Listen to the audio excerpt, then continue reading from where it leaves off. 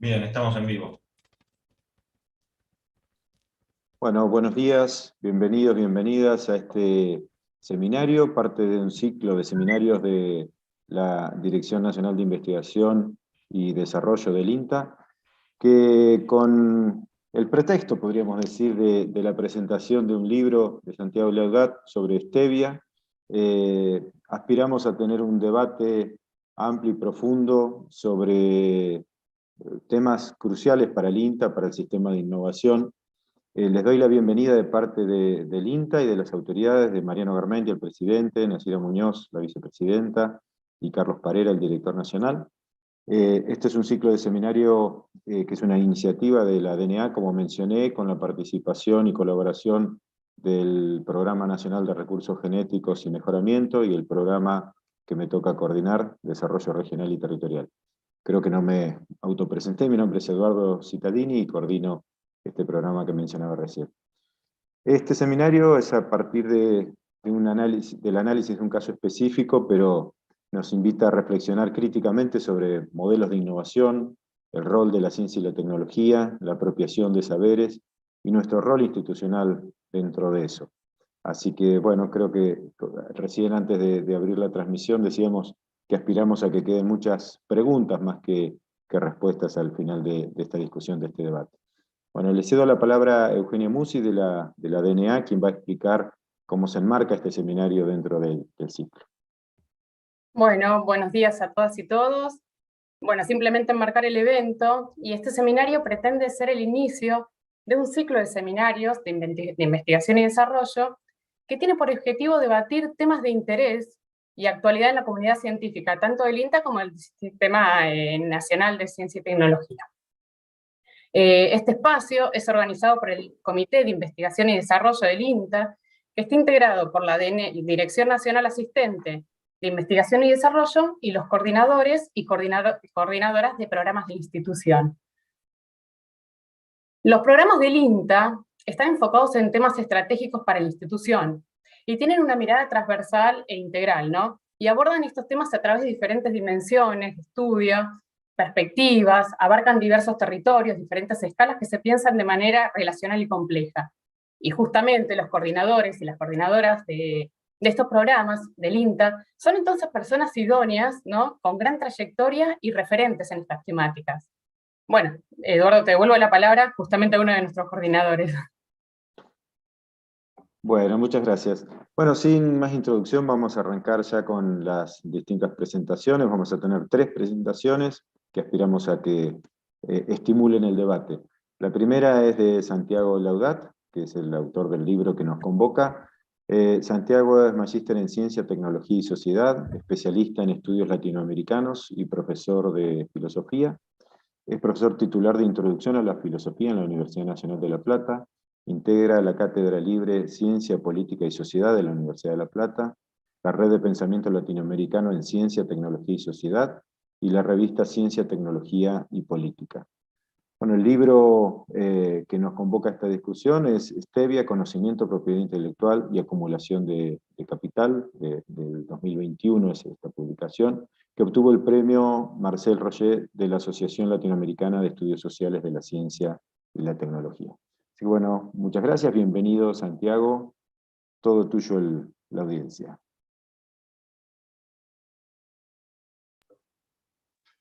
Bueno, buenos días.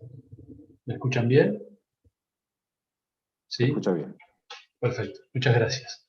Bueno, ante todo, mi agradecimiento a los organizadores y organizadoras de este encuentro. Realmente para mí es un honor poder participar de un seminario del INTA. Cuando yo escribí y realicé esta investigación hace ya unos años, comencé allá por el 2013, y bueno, la versión final que se terminó conformando en libro la escribí durante 2019, fueron 6-7 años de trabajo. Siempre pensé en el INTA como un interlocutor para esta discusión, ¿no? Así que realmente es una oportunidad que agradezco y estoy muy entusiasmado con la posibilidad de intercambiar con ustedes. Y por supuesto le agradezco a María Rosa y a Viviana, que son 2 colegas de lujo con quienes discutir estas cuestiones. Bueno, Hablábamos antes de comenzar con María Rosa y con Viviana, a ver qué abordaje hacer cada uno. Por mi parte no voy a presentar el caso de la stevia, sino más bien el marco teórico desde el cual pensar la problemática de explotación de conocimientos en términos generales, pensando en que es un marco teórico que tiene que ser o puede ser aplicable a distintas situaciones, a distintos contextos. Es decir, clarificar el marco teórico nos puede permitir observar un fenómeno que se nos puede estar escapando, ¿no? En nuestras narices. En buena medida porque la teoría sobre estas cuestiones es muy contemporánea, es muy novedosa, y bueno, todavía hace falta un recorrido para que esta teoría, estos marcos teóricos, sobre todo aquellos críticos, sean incorporados en las currículas y en la formación y demás.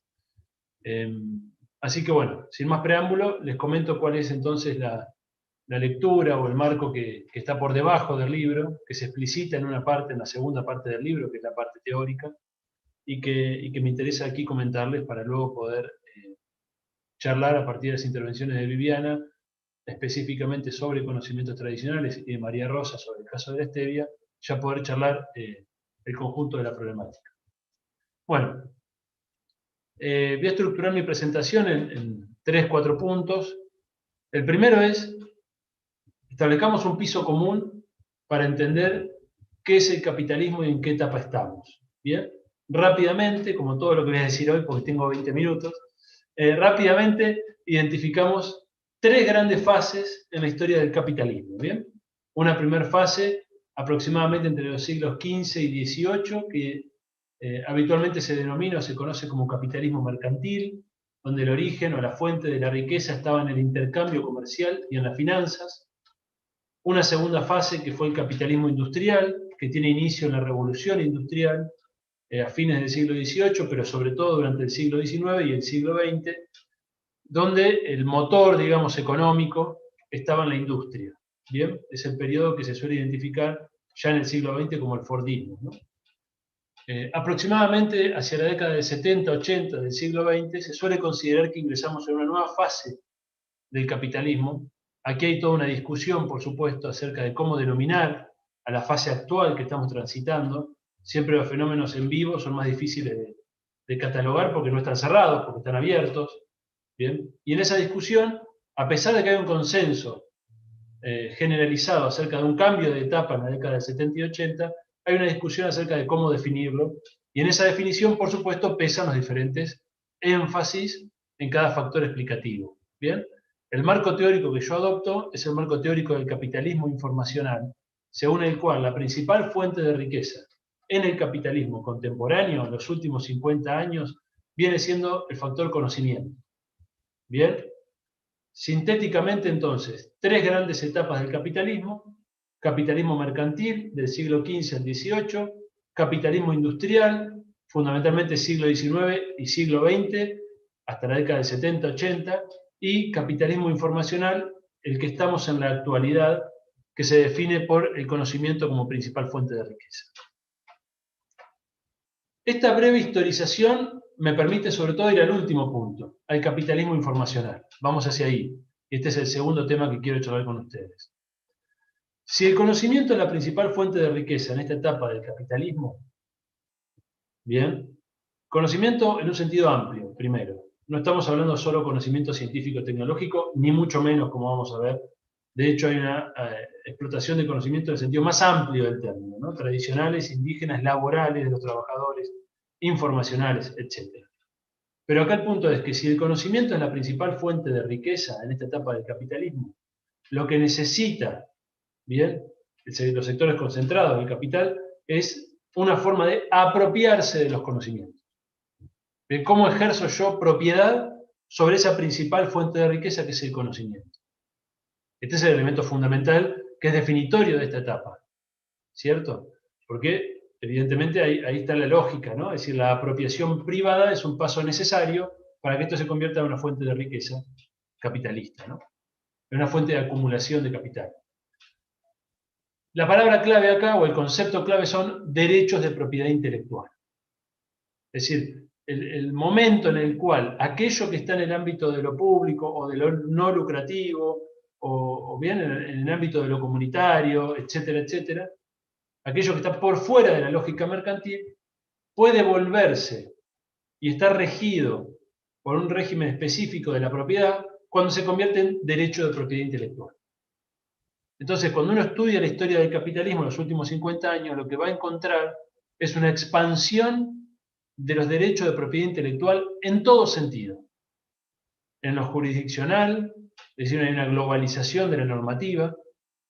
En la litigiosidad, es decir, hay un aumento de la presencia de los derechos de propiedad intelectual como herramienta de litigio.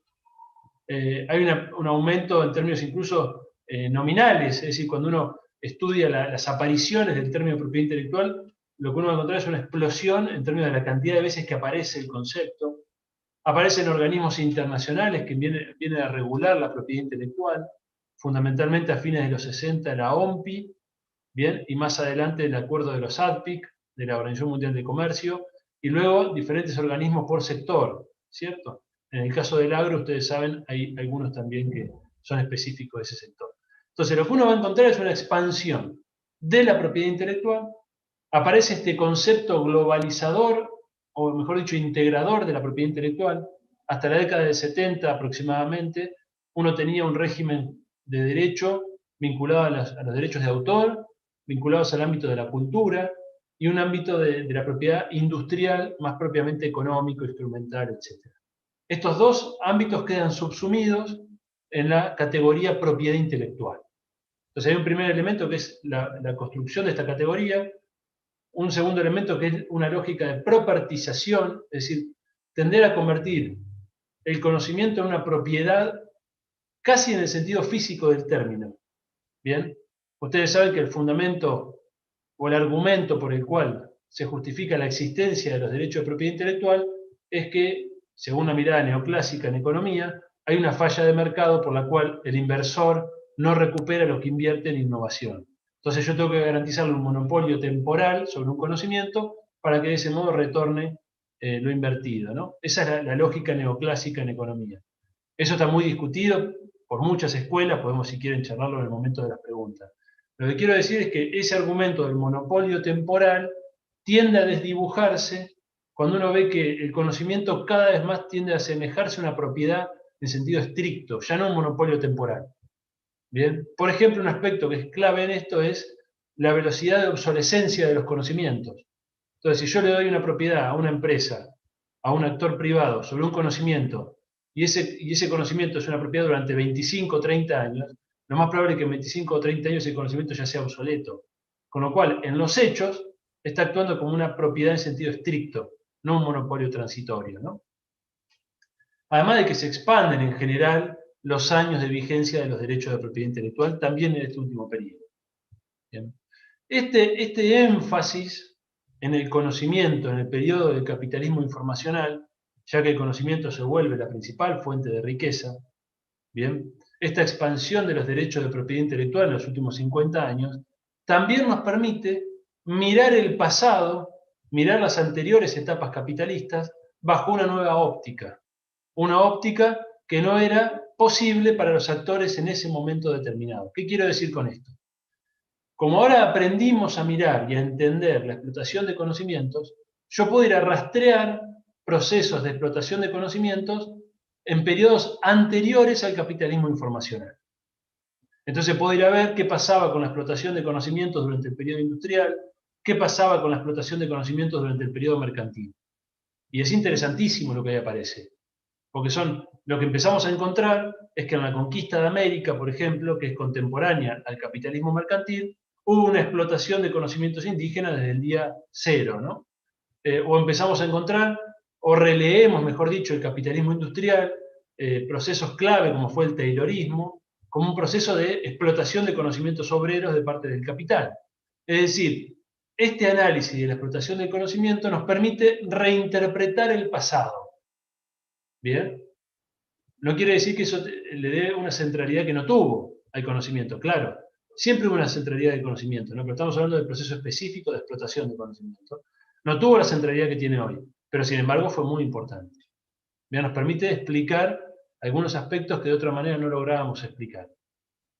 Entonces, para lograr con esto cierro este punto 2, para lograr explicar cómo funciona el capitalismo en esta etapa, la acumulación de capital en esta etapa. No estamos hablando del agro todavía, sino de todos los sectores en general. Yo tengo que lograr desarrollar una teoría del valor basada en el conocimiento, que me permita explicar cómo se genera valor en los procesos de trabajo, más o menos tradicionales, fabriles, etcétera, donde las teorías del valor clásicas se concentran. Tengo que lograr explicar eso y además explicar otras formas de generación del valor, ya no en el ámbito del trabajo, ya no en el ámbito directo de los procesos productivos. Y esto es una novedad del capitalismo informacional. Hay creación de valor fuera de las unidades económicas, fuera de la fábrica, por decirlo así, fuera de la chacra, dirían ustedes, del campo, fuera de... hay producción de valor que se da en otras partes, en las comunidades, en las universidades, en los centros científicos, en Internet. Hay toda una creación de valor que yo tengo que lograr explicar cómo esa creación de valor, muchas veces sin fines de lucro, termina siendo absorbida por el capital. Entonces necesito una teoría del valor, conocimiento, necesito una teoría de la explotación acorde a esa teoría del valor, que me permita a mí entender cómo se está acumulando capital en esta época. Tercer punto. Tipos de conocimiento. Bueno, acá hay, por supuesto, una tipología que se podría ampliar mucho, ¿no? Yo voy a mencionar solamente algunas, fundamentalmente 2 o 3 que me interesan para lo que van a después comentar Viviana y María Rosa, ¿no? Me interesa fundamentalmente esta relación, la relación de producción de conocimiento sin fines de lucro, de parte de actores muchas veces fuera del ámbito mercantil, fuera del ámbito de la lógica del lucro, ¿bien? Y ese conocimiento cómo termina siendo explotado por actores económicos puntuales, ¿bien? Voy a detenerme por el tiempo en 2 tipos de conocimiento. Uno va a ser el conocimiento de tipo tradicional, lo que hoy se conoce como conocimientos tradicionales en la jurisprudencia, que es el conocimiento generado en el ámbito de las comunidades indígenas, fundamentalmente, transmitido intergeneracionalmente, normalmente están en la oralidad de estas comunidades y refieren fundamentalmente a biodiversidad y conocimientos medicinales, ¿no?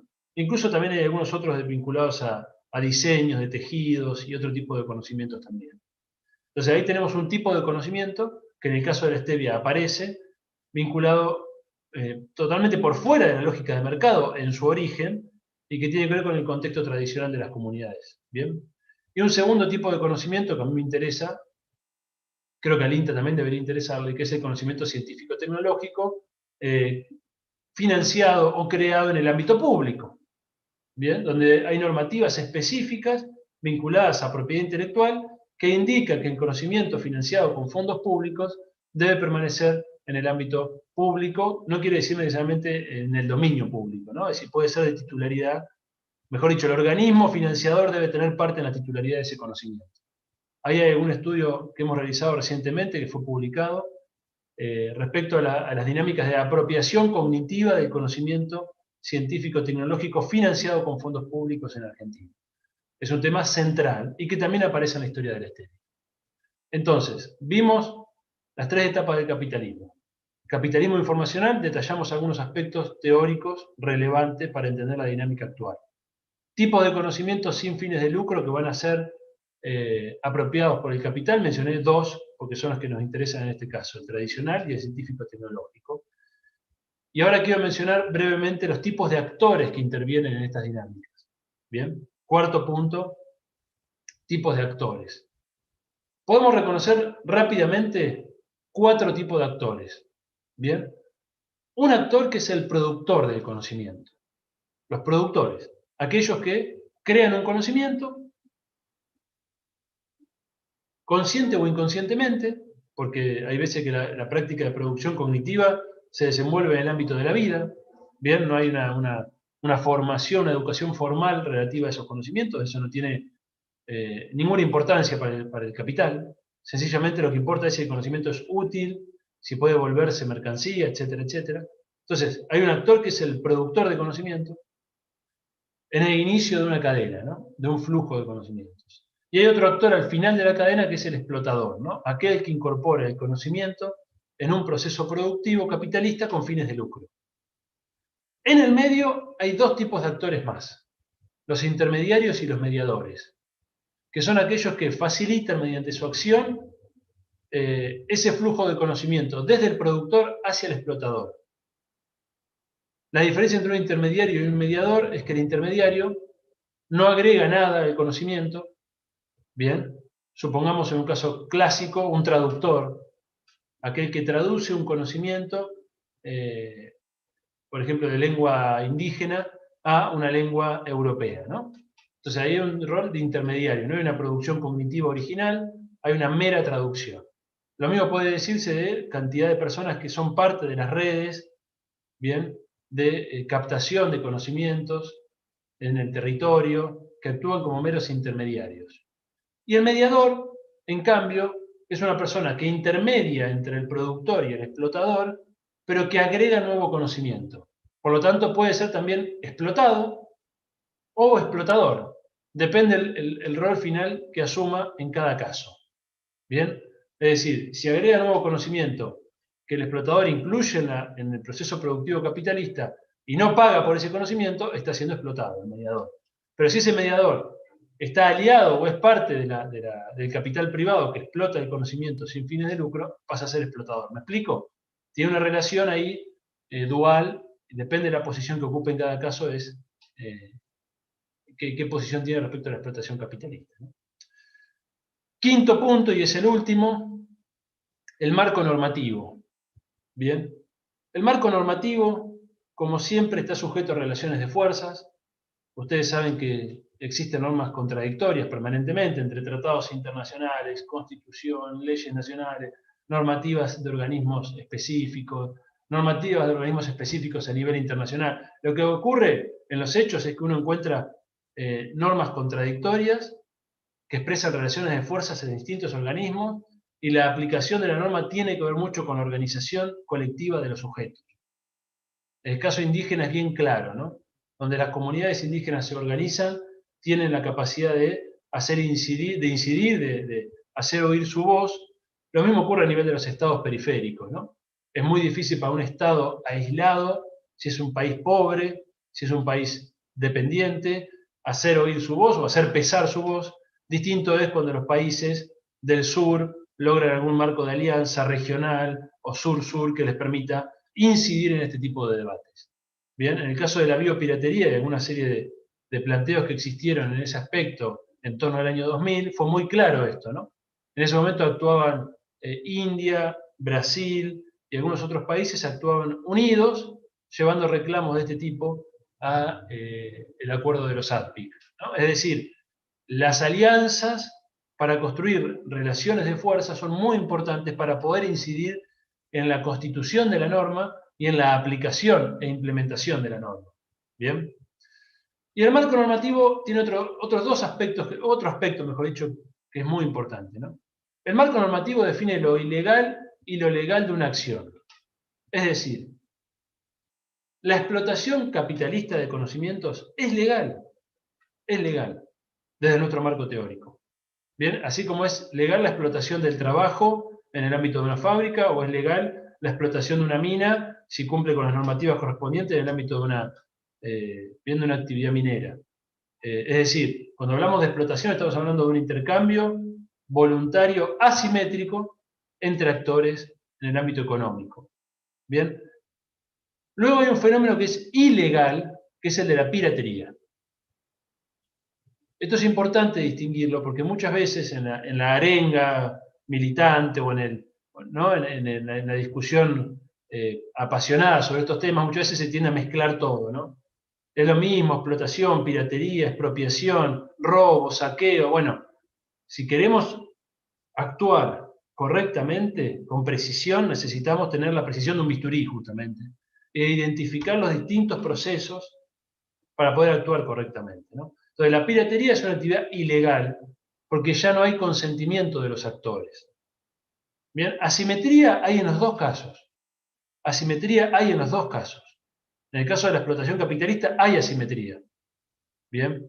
Hay asimetría, pero hay una voluntariedad, digamos, o por lo menos una no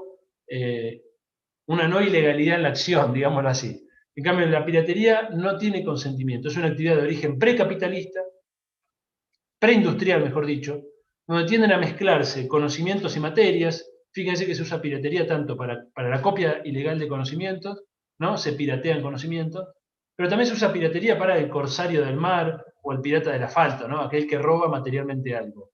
Esa confusión es propia de un periodo precapitalista. En el caso específico de la biopiratería, que es un concepto que yo trabajo en el libro, es un subtipo de la piratería específicamente concerniente a la biodiversidad y los conocimientos asociados a la biodiversidad. Es una práctica ilegal la biopiratería. ¿Bien? Hechas estas aclaraciones, cierro con lo siguiente. Esta temática muchas veces queda por fuera de la agenda de los organismos de ciencia y tecnología periféricos, como los nuestros, de un país en situación semicolonial o dependiente, quedan por fuera de los movimientos sociales, de las comunidades afectadas, quedan por fuera de todos aquellos que en esa relación asimétrica están del lado del más débil, ¿no? En esa debilidad muchas veces no logramos detectar estos fenómenos, no los conocemos, o sabemos, digamos, por el run, por el rumor que algo de esto existe, pero no tenemos claridad sobre este tema. Por lo tanto, esto sucede muchas veces sin límite, ¿no? Es decir, sin frenos, sin capacidad de respuesta de nuestra parte, como país, como Estado, como organismos, como comunidades. ¿Bien? Por lo tanto, el desarrollo de instrumentos que nos permitan actuar en esta dimensión requiere necesariamente de mayor precisión conceptual, requiere de espacios como este que hoy nos estamos dando, para discutir, para afinar la mirada, para adquirir rigurosidad metodológica en el análisis y poder tener una política pública basada en evidencia. Esto requiere necesariamente actualizar marcos teóricos.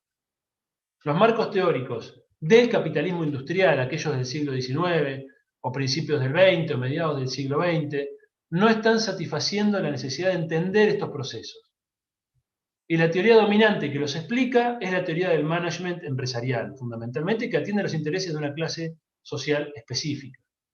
Entonces, si queremos atender a los intereses de los más débiles, necesitamos actualizar marco teórico desde este punto de vista.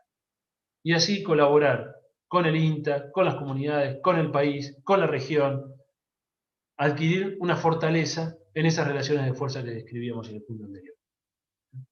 Bueno, eso es todo de mi parte. Les agradezco una vez más y bueno, quedo a la espera de las preguntas que puedan surgir.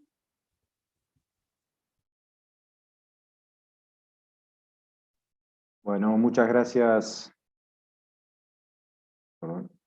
Muchas gracias, Santiago, por la presentación, muy estimulante. Ya están apareciendo algunas preguntas, pero tenemos una cuestión de agenda que Viviana tiene otro compromiso relativamente temprano, así que si les parece, vamos a avanzar con las presentaciones y concentramos todas las preguntas hacia el final. Bueno, la próxima presentación es de Viviana Figueroa, que es una mujer indígena humahuaca. Es abogada y doctora en Derecho con especialización en Derecho Agrario y Minero y en Derecho Internacional Público por la Universidad de Buenos Aires. Tiene más de 20 años de experiencia profesional trabajando en conocimientos tradicionales, derechos de los pueblos indígenas y empoderamiento y derechos de las mujeres. Es consultora internacional y miembro de la Red de Mujeres Indígenas sobre Biodiversidad. También es parte del Foro Internacional Indígena sobre Biodiversidad. Actualmente es miembro del Grupo de Trabajo sobre Conocimientos Indígenas y Locales de la Plataforma Intergubernamental Científico-Política sobre Diversidad Biológica y Servicios de los Ecosistemas. La doctora Figueroa trabajó en la Secretaría del Convenio sobre la Diversidad Biológica como oficial de programa asociada para el conocimiento tradicional durante más de 10 años. En ese puesto gestionó la implementación de programas de desarrollo de capacidades para los pueblos indígenas y las comunidades locales, particularmente las mujeres, y en Asia, en el Pacífico, en África y en América Latina. También trabajó como miembro del equipo docente de la Cátedra sobre los Derechos de los Pueblos Indígenas de la Facultad de Derecho de la UBA.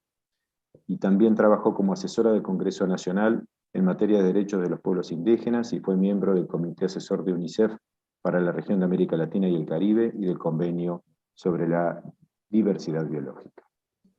Bueno, bienvenida Viviana, muchas gracias por estar. Sabemos que tenés otros compromisos, así que sin más preámbulos, tenés la palabra. Bueno, muchísimas gracias. En primer lugar, quisiera agradecer a todo el equipo del INTA que organiza este importante evento, especialmente a vos, Eduardo, y a María Rosa, y por supuesto a todos nuestros seguidores que hoy están participando en este importante evento. También quisiera felicitar a Santiago por su libro, que es realmente un análisis muy importante y que contribuye en todo este trabajo relacionado a la biopiratería, ¿no? Mi presentación va a ser centrada primero, voy a contarles un poco qué son los conocimientos tradicionales de los pueblos indígenas. Sé que muchos de ustedes o los trabajadores del INTA están en permanente contacto con miembros de comunidades indígenas, con pueblos indígenas. También quisiera mencionarles un poco por qué es importante los conocimientos tradicionales en todo lo que es el trabajo del desarrollo científico y toda esta cuestión relacionada con la apropiación, ¿no?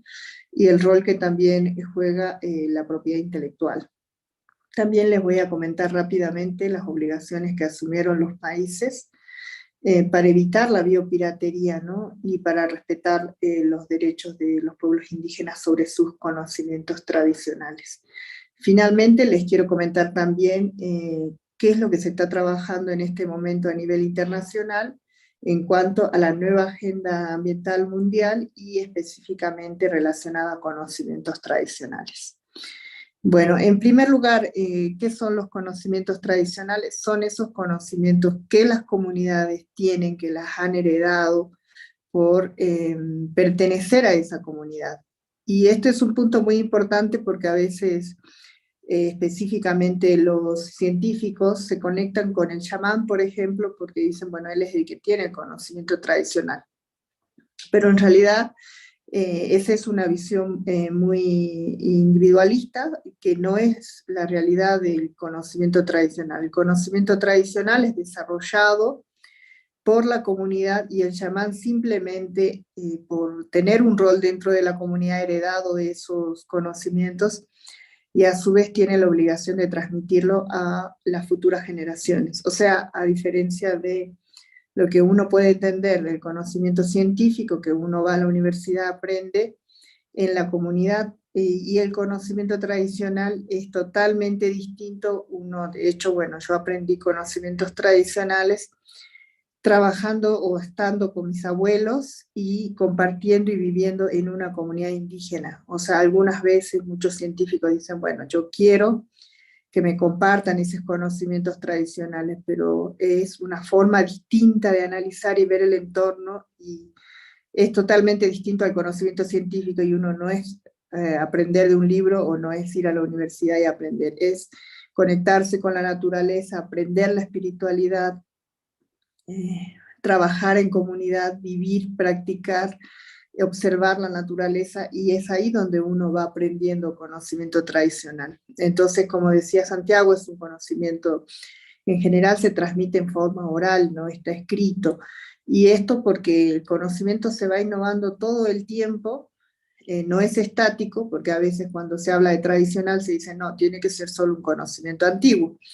Y no es cierto, porque les contaré que muchas comunidades indígenas, gracias a su conocimiento tradicional, identificaron el uso de plantas para tratar el COVID, y gracias a eso muchos hermanos y hermanas sobrevivieron. Entonces, o sea, el COVID no era una enfermedad que existía ancestralmente, es una enfermedad, como todos sabemos, nueva, pero gracias a la capacidad de ese conocimiento, que también se innova, las comunidades pudieron identificar plantas para tratar el COVID.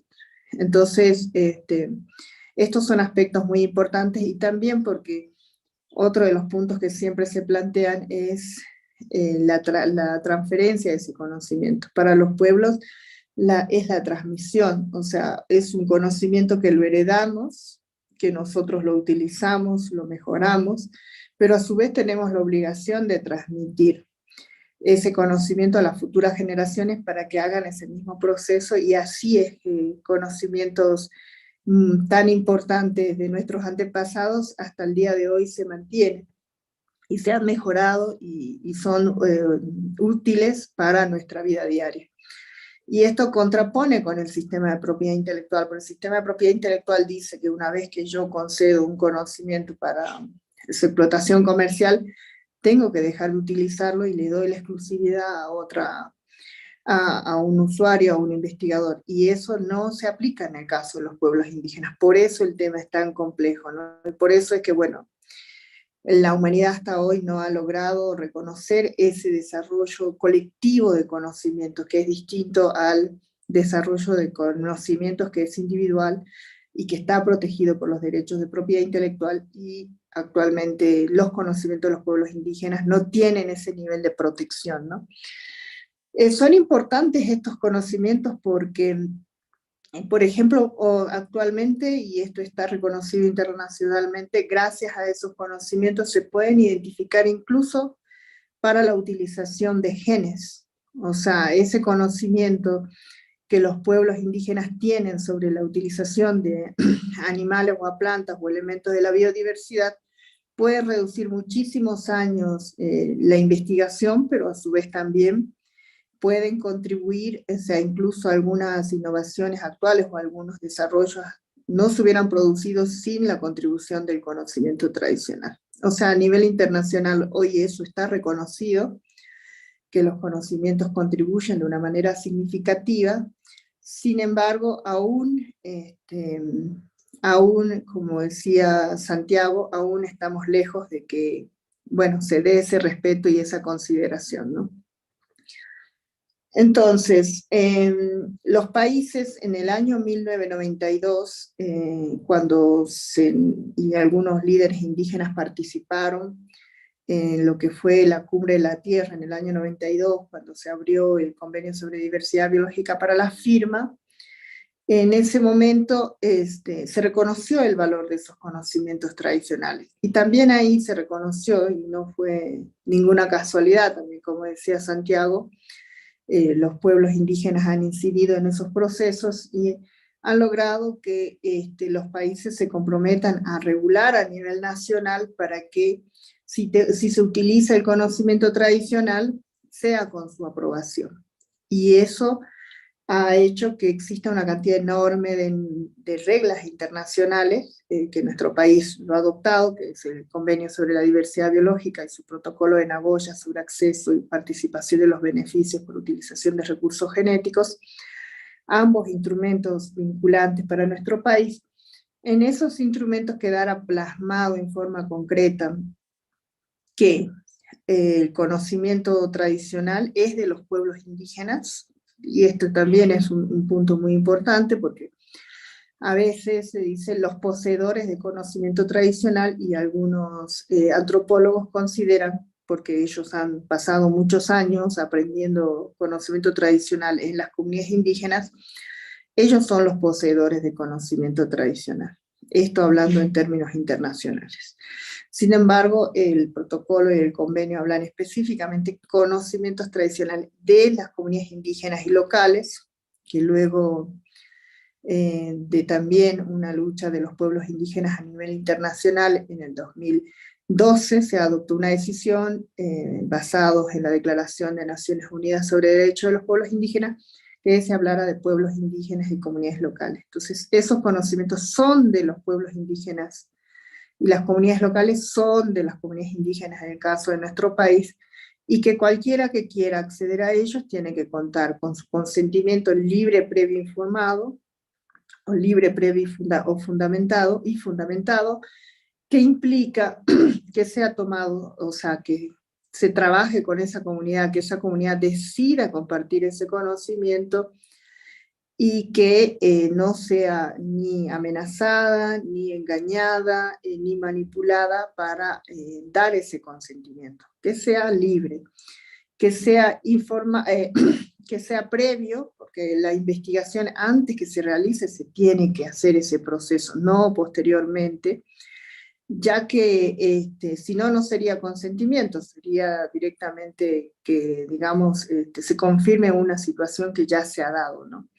Pero el proceso de consentimiento se habla de libre, previo, o sea, previo a que la investigación se haya realizado. La idea es que las comunidades decidan que esa investigación se realiza en sus comunidades y no que ellos descubran que hay un investigador que está haciendo bioprospección en sus tierras, territorios.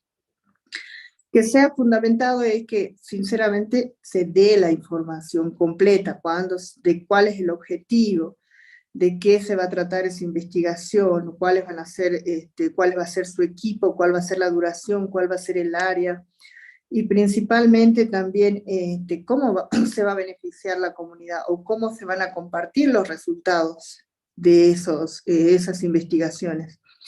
Lamentablemente hoy se están realizando en el territorio nacional muchísimas investigaciones donde se está haciendo una apropiación de conocimientos tradicionales en nuestro país por estos tratados internacionales que forman parte de nuestro marco jurídico. Eso no debería ocurrir, sin embargo ocurre, y lo que se está ocurriendo es que no se les da toda la información, ¿no? A veces se piensa, bueno, la comunidad o los miembros de la comunidad no lo van a entender, por lo tanto yo doy información superficial, cosa que no es lo correcto y cosa que genera muchos problemas, y que la verdad es que deberíamos trabajar un poco para que eso no ocurra y cambiar y tener una política más de respeto a las comunidades y a los conocimientos que ellos deciden compartir. Entonces, se ha avanzado mucho en términos de derechos a nivel internacional. Lamentablemente hay muy poca normativa a nivel nacional, no hay de hecho ninguna ley nacional sobre este tema, pero como mencioné, ambos tratados generan obligaciones para nuestros países y a su vez para todos los investigadores, ¿no? De respetar el consentimiento libre, previo, informado, acordar con las comunidades las condiciones en las cuales se comparte ese conocimiento, incluyendo la participación en los beneficios, que pueden ser beneficios monetarios o no monetarios.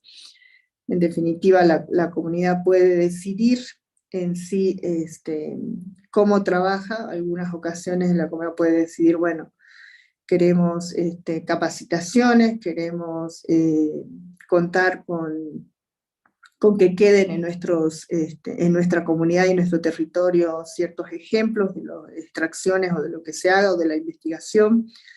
Queremos tal vez compartir patentes, o sea, hay a nivel internacional muchos ejemplos de esos, pero sabemos que es un sistema complejo, ¿no? Sabemos, bueno, como nos contaba, todo el problema de acumulación y patentamiento, pero a su vez, cómo es que el mismo sistema nos es tan difícil reconocer esas contribuciones que los pueblos realmente hacemos y que sin esas no se harían esas innovaciones. Actualmente a nivel internacional se está trabajando, y el Foro Internacional Indígena sobre Biodiversidad, la Red de Mujeres Indígenas sobre Biodiversidad, estamos participando arduamente en las negociaciones del nuevo marco ambiental mundial que se llama Marco de la Biodiversidad posterior al 2020, que se está negociando en el marco del Convenio sobre Diversidad Biológica. Y llamativamente, este es un proceso que se empezó en el 2018, debido a la pandemia aún no se concluyó. Contarles que en las primeras negociaciones, en los primeros documentos, como fue la propuesta del borrador cero del nuevo marco ambiental mundial, que va a ser consideramos, si se aprueba este año, 2022-2050, o sea, es para los próximos 30 años. Nosotros hemos visto, como pueblo, como indígenas, hemos visto y hemos analizado que hay una tendencia a obligar a los pueblos indígenas a poner en el dominio público nuestros conocimientos tradicionales, con la excusa de que esos conocimientos van a ser para que los tomadores de decisión mejoren la gestión de la biodiversidad. Eso fue en el documento cero. Nosotros nos hemos quejado, hemos planteado que eso no es posible porque eso es un gran retroceso. Eso implicaría que incluso la apropiación indebida, sin el consentimiento, sin absolutamente nada de conocimientos tradicionales, en el primer documento borrador de estas negociaciones se quitó esa referencia. Se hizo la reunión del grupo de trabajo posterior al 2020, que fue en Ginebra en marzo de este año, y lamentablemente hoy sobre la mesa tenemos nuevamente ese texto, que les voy a leer de hecho, que dice que lo mezcla con la información, que dice garantizar que la información y los conocimientos de calidad, incluidos los conocimientos tradicionales, las innovaciones y las prácticas, y las comunidades indígenas, ahí sí incluyeron una queja que teníamos, con su consentimiento libre, previo informado, estén disponibles y sean accesibles para los responsables de las tomas de decisiones, los profesionales y el público, a fin de orientar la toma de decisiones para la gobernanza, la gestión y el seguimiento de la biodiversidad, la comunicación, la sensibilización, la educación, la investigación y la gestión de los conocimientos. O sea, desde el Foro Internacional Indígena estamos planteando que se elimine la mención estén disponibles y sean accesibles, porque, como les comentaba, los conocimientos tradicionales, incluso para muchas comunidades indígenas, culturalmente se aprende conocimientos tradicionales desde los 2 años a los 7 años. Nosotros no podemos poner conocimiento tradicional para así al dominio público, así porque sí, porque eso implica graves riesgos. Además, de hecho, que incluso dentro de nuestras comunidades nosotros tenemos ciertos protocolos. O sea, yo, por ejemplo, si quiero practicar cierto conocimiento tradicional, si no cumplo ciertos requerimientos, por la responsabilidad que eso implica, no los voy a aprender. O sea, por eso es que también no todos los miembros de las comunidades son chamanes, son solamente personas específicas, o no todos tienen conocimiento sobre el manejo de las semillas, en el caso de la agricultura, son específicos. Entonces, lo que si se quiere mejorar la gestión de la biodiversidad y las contribuciones, los conocimientos tradicionales, es con que los pueblos indígenas participen plena y efectivamente en ese proceso de toma de decisiones, en esa aplicación de políticas públicas. Porque también me parece muy discriminatorio que se tome el conocimiento tradicional y no se reconozcan los derechos colectivos de los pueblos indígenas, especialmente el derecho a la tierra, que es un derecho fundamental, que gracias a eso es donde desarrollamos nuestros conocimientos. Entonces, si hoy el mundo dice, bueno, estos conocimientos son importantes, pero denme el conocimiento, pero ustedes no vengan a la mesa de negociación, no participen, me parece realmente nuevamente un atropello, ¿no? Como decía también Santiago, la historia nos muestra cómo ha sido la apropiación de conocimientos tradicionales históricamente, y que aún pese a los esfuerzos, pese a que hoy tenemos normas que son de carácter obligatorias en nuestro país, aún esa falta de respeto, esa apropiación ilegal indebida sigue dándose. Entonces, creemos que es necesario que al 2030, o sea, mañana es como que se haga realidad y efectivo el respeto a los derechos de los pueblos indígenas sobre sus conocimientos tradicionales. A ningún investigador le gustaría que, de hecho, si yo quisiera borrar el nombre de un trabajo y poner o sea, si quisiera borrar el nombre de Santiago y poner mi nombre, Santiago mañana me inicia acciones judiciales, pero una comunidad no pasa lo mismo, y eso no debería ser así, debería ser equitativo, digamos, debería tener el mismo valor y el mismo respeto que cualquier otro trabajo, porque de hecho la contribución es también significativa, ¿no? Con lo cual, en conclusión, quisiera decirles que hay mucho por hacer, y principalmente por trabajar en las instituciones que trabajan con la investigación para cambiar esta relación dispar, ¿no? Esta relación de aprovechamiento, esta relación de saqueo, porque lamentablemente al no darse esa valorización, al no darse ese respeto, muchos de los conocimientos de los pueblos indígenas se están perdiendo, pero a un ritmo muy elevado y muy rápido, debido a que los jóvenes y los niños no quieren aprender conocimientos tradicionales, debido a la situación económica que viven muchas comunidades. Muchas familias se ven obligadas a migrar a las ciudades y con eso no están en contacto con el ambiente, con sus territorios, y los pierden. Muchos abuelos se están yendo, y creo que eso es una gran pérdida, ¿no? No solo para las comunidades, sino para toda la humanidad. Por eso creo que es importante este evento, porque como decía Santiago también, y tenemos que dialogar y tenemos que, y estos espacios son importantes para eso, para que vayamos pensando qué decisiones, qué acciones se toman para revertir este proceso de apropiación de conocimientos tradicionales, y principalmente a una acción positiva, como hacemos para respetar esos conocimientos tradicionales y que las comunidades sean consideradas y sus derechos, sus conocimientos a la par, y por supuesto que las comunidades están más que interesadas también en contribuir, ¿no? Pero en otras condiciones, en una condición de respeto. Así que con eso, muchísimas gracias por esta oportunidad. Bueno, muchísimas gracias, Viviana, por tu presentación, muy interesante, nos interpela totalmente nosotros como instituciones de ciencia y tecnología, instituciones públicas. Nos queda una tercera presentación y después vamos a leer las preguntas, los comentarios que se van acumulando ya. La tercera presentación está a cargo de María Rosa Lanari, que es ingeniera agrónoma por la Universidad Nacional de La Plata y doctora en Ciencias Biológicas por la Universidad Nacional del Comahue. Trabaja en el grupo de genética y reproducción de la Experimental Bariloche del INTA. Sus temas de trabajo incluyen recursos genéticos, genética y mejoramiento en rumiantes menores, en lechería ovina y caprina. Es miembro del comité académico de la maestría en producción de rumiantes menores, que es un convenio entre la Universidad del Comahue, la Universidad Nacional de Rosario y el INTA.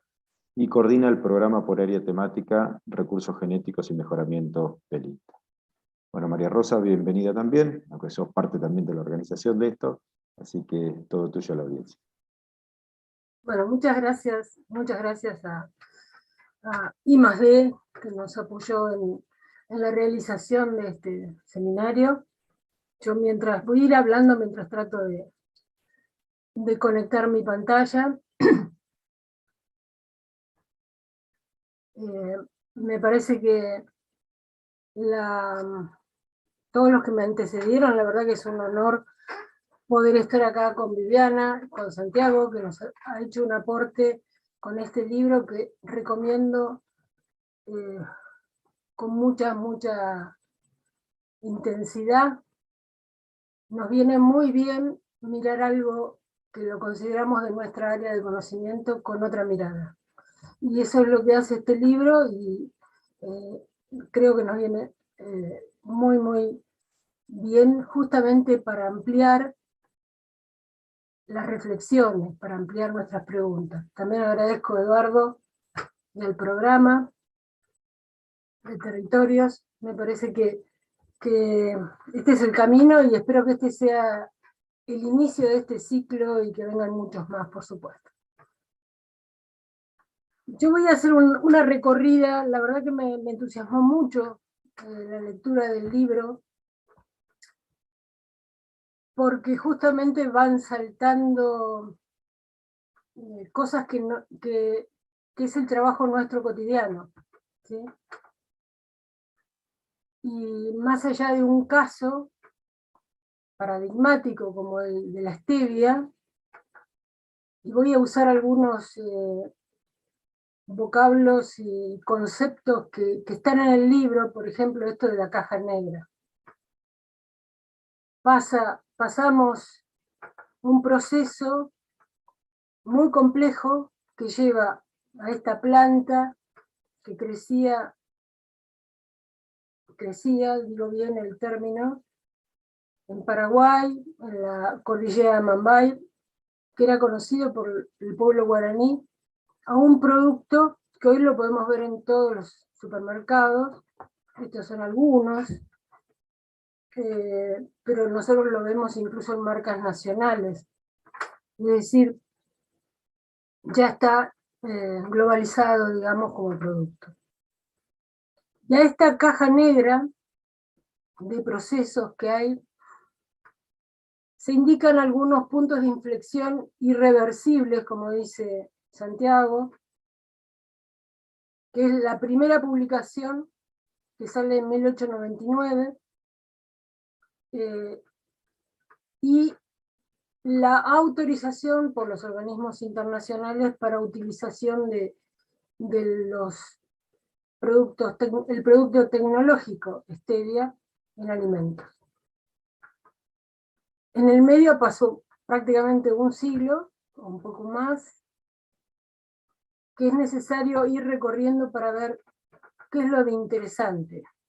Lo que tiene de interesante, por ejemplo, como decía Santiago, es que hay una cantidad de actores que se han ido sucediendo a lo largo del proceso, y estos actores tienen que ver también con nuestra tarea. O sea, ¿cuál es nuestra tarea?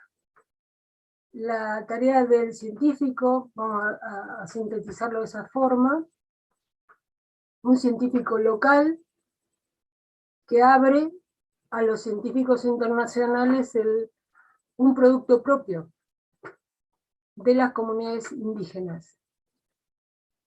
Se da una cantidad de mediadores, de intermediarios, que desde la persona que hizo de traducción para poder conectar con las comunidades, hasta variados. Ya ahora les pongo una pequeña lista que me llamó mucho la atención, porque algunos uno los piensan, por ejemplo, los científicos, los funcionarios que dan permiso para entrar al territorio, pero acá aparecen las embajadas, los consulados, organismos regulatorios también, facilitando o trabando, iglesias y la CIA. Es decir, hay cosas llamativas en este proceso que son para mirarlas en detalle. Esto pensando que muchas veces nosotros creemos que lo que hacemos, lo que trabajamos con una planta o con un animal, es propio de nuestro métier, de nuestra área de conocimiento, y como vemos, es propio de otros también. ¿Y cuál es el final de la historia? Se los adelanto. Desde ya les recomiendo que lo lean, pero les cuento el final. Es conocido. El final es este. Tenemos un producto y el bien común, que es la especie silvestre, y el conocimiento asociado, se han extinguido. Es un caso durísimo, una triste historia. Ahora, vamos a focalizar en la mediación científica, como le llama Santiago en su libro, el rol de la ciencia. Acá el primero, el que da, digamos, la patada inicial en esto, es un científico, naturalista, antropólogo, suizo de origen, pero que se instaló en Paraguay, y que se quedó en Paraguay, y que realmente él empieza con este tipo de trabajos, termina haciendo artículos antropológicos, que en fines del siglo XIX toma conocimiento de la existencia, pero recién en 1899, casi a la vuelta del siglo, publica un artículo, fíjense, y los puse acá porque tiene algunos detalles. La primera publicación es en castellano, en español. Y él le pone un nombre, un género que no era el adecuado. En 1905 ya la publicación es en francés y en latín. Parte de la descripción de la especie va en latín. Y él hace un cambio de género. reconoce que se había equivocado, digamos, y que lo pone como género stevia. Al año siguiente, ya se habían llevado algunas plantas para el área central del mundo. En 1906 un inglés pretende tener la autoría del cambio de género. Incluso muchos lo consideran el descubridor de la stevia.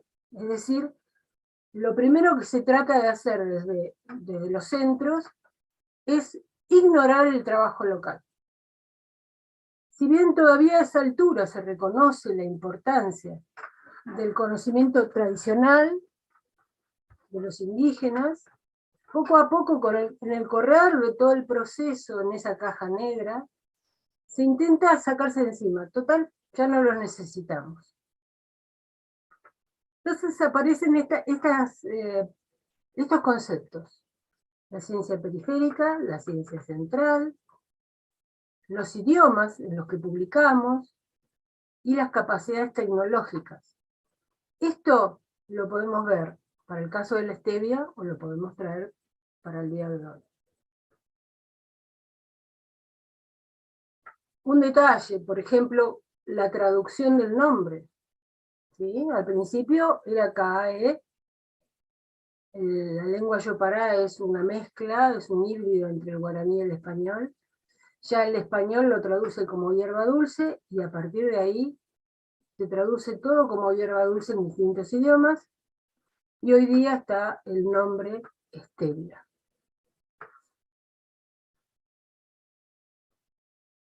Y yendo otra vez al proceso, fíjense que en esas épocas lo común era que los imperios mandaran soldados y mandaran científicos. Los más rimbombantes, Humboldt, Darwin mismo. Acá en la Patagonia, el caso de un aventurero como Muster, que recorrió todo, y casualmente los lugares que él indicó son donde se establecieron las grandes estancias inglesas. Y un punto interesante, ¿no? ¿Cuál era la ciencia, el área de la disciplina más imperial? La botánica, que eran los que se dedicaban a describir las plantas. No solamente eso, sino también a llevar una plantita de muestra a este lugar, que es el Kew Garden en Londres. Hermoso, un lugar donde se centraba todo. Y mirando este proceso, recordé una anécdota de cómo se llevaron el caucho de América Latina, y encuentro que también el biólogo Bingham, para la misma época, se lleva por robo, porque no podía, realmente esto fue biopiratería, se llevó semillas, las llevaron al Kew, y después las trasplantaron a Ceilán, que era una colonia. El resultado fue que Brasil se quedó sin el negocio. O sea que esto era muy común en esa época. Era parte del imperio. Entonces vemos cómo, ya adentrándonos en la caja negra, y siempre a partir de los conocimientos tradicionales que indicaban cuál era el hábitat, dónde estaba, cómo era la planta, cómo se reproducía, empiezan los trabajos, que pasan de Paraguay mismo, que los hizo Bertoni, a Europa.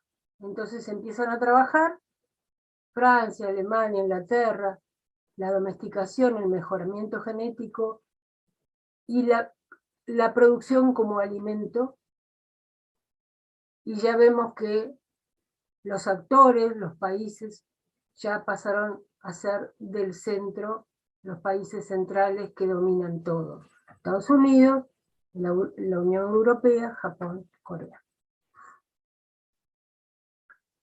También vemos otra mediación, que es extraña, que tal vez pasa desapercibida. La mediación de los organismos regulatorios. Acá fue muy fuerte, porque se habilitó después de mucho trabajo, a la stevia como producto alimenticio, totalmente libre, recién en el año 2008. Y esto es porque fue trabada, y fue por los negocios de algunos que no querían que le hiciera competencia a otros edulcorantes. Y ahí hubo también un trabajo entre la OMS y FAO, que ponen como límite, como borde regulatorio para considerarlo como un alimento, un nivel de pureza en los compuestos que únicamente se podía alcanzar con las capacidades tecnológicas de los países centrales, un 95% de pureza. Esto es llamativo. Personalmente no me había entrado en mi mirada, pero claramente fue lo que habilita que haya un desarrollo muy fuerte en los países centrales y que el negocio se concentre. El negocio de la stevia, que era una planta originaria de Paraguay. Las últimas expediciones fueron en 1980. Fíjense que, si bien se descubrió antes, estos procesos son más cercanos a nosotros. Ya ahí seguían llevando a algunos indígenas a las expediciones, pero una vez que se localizó, se georreferenció, a partir de ahí los sacaron de la ecuación directamente. No sirvieron más. Ni la contribución de conocimiento, ni nada.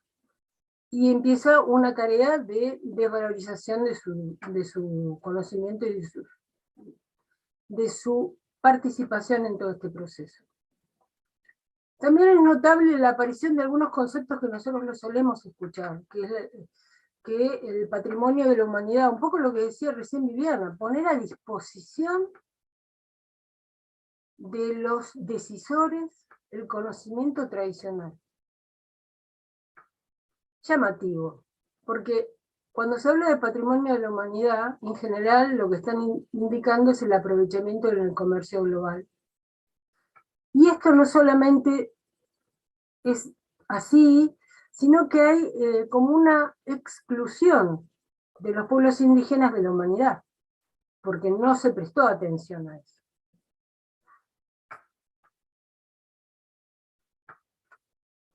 ¿Y qué pasa con el recurso? Que es un poco lo que nosotros intentamos proteger. Como dijimos, el final de la historia es la extinción de la pérdida y la pérdida de los bienes comunes, tanto de la planta como de los conocimientos. Y los conocimientos se van erosionando con el correr del tiempo, es lo que recién explicaba Viviana, de que ya no hay transmisión oral, ya no hay conocimiento directo de la planta y del hábitat, y encontramos que las causas de la desaparición de esta planta son las mismas causas que están indicadas en todos los trabajos de todos los recursos genéticos. Las principales causas son la pérdida de hábitat por cambio de uso del suelo, deforestación, pastoreo en ganadería y la agricultura intensiva. Esto nos toca muy de cerca. Es la típica enumeración de factores que afectan a todos los recursos genéticos. Aquí fueron tan fuertes que hicieron desaparecer el recurso. Por cierto, el extractivismo, que quiere decir sacar más de lo que se puede reproducir, no dejar nunca que se restaure, y eso se da en forestales, se da en recursos nativos de todo tipo, y vemos acá nuevamente las mismas causas. Pero ¿qué pasa con la stevia como planta? Se salió del ámbito silvestre. Entonces hubo un proceso de domesticación muy fuerte, que fue llevado a cabo por los países centrales, sobre todo. China es uno de los países que más produce. El mejoramiento genético, sobre todo en Japón. Japón tuvo una acción muy fuerte en este sentido. De las primeras variedades que se patentaron, que se obtuvo derechos, fueron de Japón. Y el resultado de un comercio concentrado global, donde el país originario pasa a ser un actor del final de la lista, digamos. Por cierto que Argentina también produce stevia, Chile, Bolivia, Brasil, que intentó ser un actor importante, pero con las regulaciones sanitarias quedó fuera. Y definitivamente lo que sucede hoy en Paraguay y en Brasil, por ejemplo, se han tenido que asociar con multinacionales para poder darle al producto los requerimientos, o llegar a los requerimientos que exigen las normas internacionales.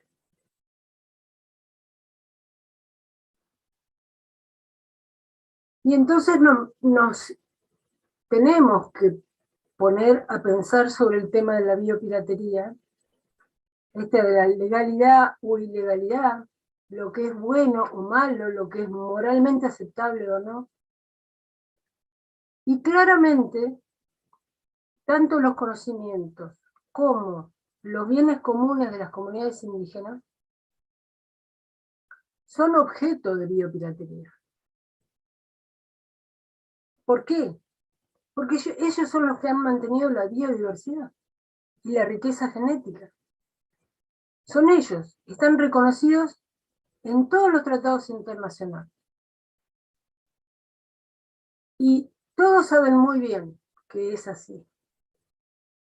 ¿Hay normas hoy día que lo prohíben? Sí, existen, pero esto se sigue dando, como decía Viviana. Esto es algo actual, no es de la stevia solamente. Y es una apropiación ilegal. Ilegal, y esto lo tenemos que tener bien en claro. Fíjense que la Organización Mundial de la Propiedad Intelectual, la OMPI, en un trabajo presentado en 2014 en un evento paralelo de FAO, desconoció la existencia de la biopiratería, directamente. Dice que no hay ningún rastro de que sea real, que en la actualidad se produzca. Luego otros trabajos han recapitulado, pero esto es llamativo. En ese evento directamente se trata de ningunear, vamos a usar esa palabra, el hecho de que se roben conocimientos y se roben recursos.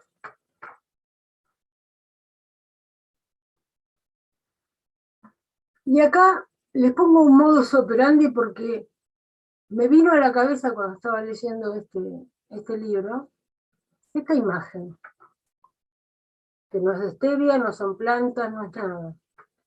Es una imagen de un trabajo con agricultores familiares, campesinos, pastores, en la India. Eso es un búfalo, pero es la misma situación. Hay una parte que es débil, que se lleva buena parte del esfuerzo, digamos, mientras que hay otros que ordeñan la vaca. Y esto es lo que está pasando, o ha pasado, con esta planta que nos ha llevado a reflexionar. Y la primera reflexión que les planteo, y acá me voy a adelantar a las preguntas, es esta frase que aparece, y puse bien la página, búsquenla cuando lo lean, en donde Santiago pone: con las mejores intenciones podemos estar siendo parte de procesos contrarios a nuestros intereses y valores. Y esto nos toca el corazón, porque ninguno de nosotros queremos hacer algo así. Siempre la intención es buena, pero tenemos que ser muy conscientes de las cosas que podemos llegar a hacer. Tenemos que tomar conciencia. Y aquí les planteo preguntas, yo a todos y a mis compañeros de panel. Si este caso es un caso pasado, si pasó o sigue pasando, por supuesto con características especiales, con tal vez otros finales, tal vez no extingamos el recurso, pero igual hubo robo. ¿No? Pensemos de esa época, el chocolate, por ejemplo. ¿Quién es el productor más importante de chocolate? Bélgica. Bélgica.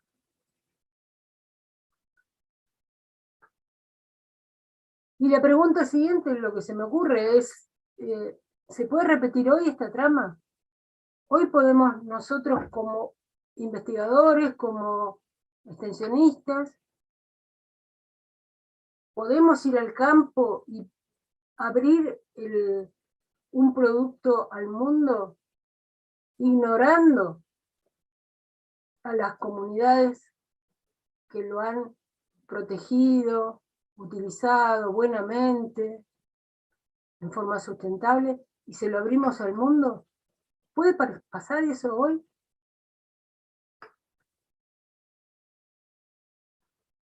Y cuando hablamos de este punto del valor, se toca hacia el final también del libro, en el sentido de nosotros, yo misma, muchas veces decimos que tenemos que valorizar a los recursos, darles a los recursos locales un valor económico para que puedan seguir siendo utilizados. Y ahí es donde nos metemos como en otro mundo, en otra dimensión. Estos productos que han sido manejados en comunidades, sin un valor económico concreto, nosotros los pasamos a la dimensión nuestra, a nuestra forma de ver las cosas. Tenemos que ir con mucho cuidado. Tenemos que ser conscientes de nuestro rol como mediadores de la apropiación de los recursos genéticos. Es una decisión, por ejemplo, de la red de recursos genéticos, o especialmente en el área de fito, de no poner la localización en las planillas que uno tiene que llenar muchas veces, en las bases de datos. No ponemos la localización de la accesión, de la entrada. ¿Por qué? Porque poner la localización es exponer.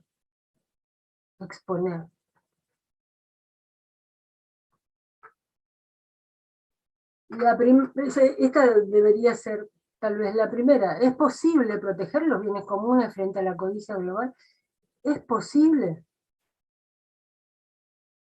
Con nuestras armas, yo creo que las armas han mejorado mucho, digamos, las herramientas que hoy tenemos, que son los acuerdos internacionales, que algo dijo Viviana, de la Convención, del Protocolo de Nagoya, del TIRFA y otros.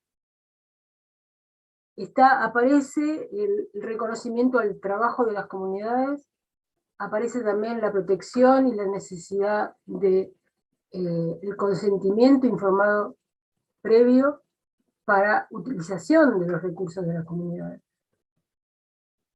Pero sabemos si alcanza, somos conscientes de que tenemos que atravesar estos procesos de esa forma. Nosotros como institución somos conscientes todos de que tenemos que hacerlo. Muchas veces pasa que unos son conscientes, lo hacen con todo el corazón, otros son conscientes, saben que tienen que hacerlo y, eso es una restricción para nuestro trabajo. Pero De otra forma, ¿cómo hacemos? ¿Cómo hacemos?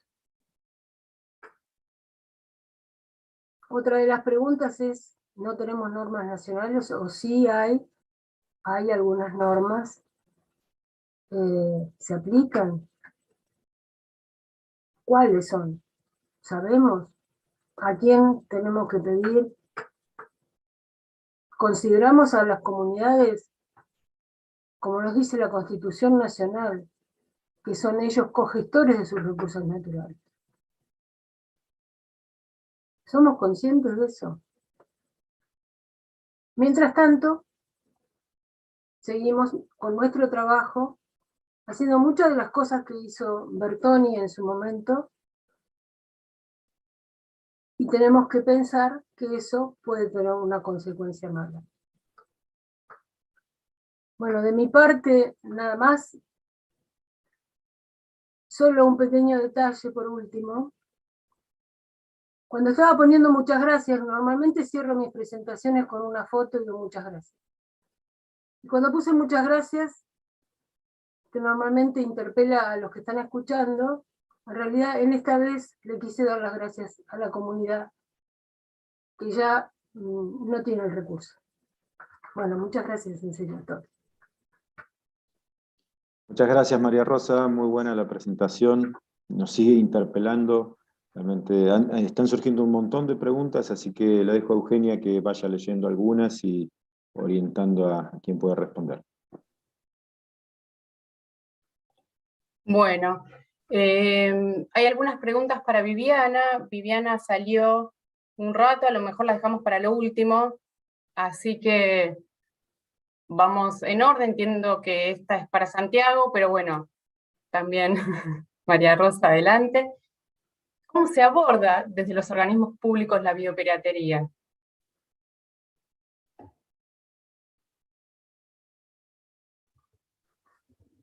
Si querés, Eugenia, juntemos algunas preguntas, porque son varias, como para Bueno, responder. Hay varias que se tocan, entonces por ahí perfecto.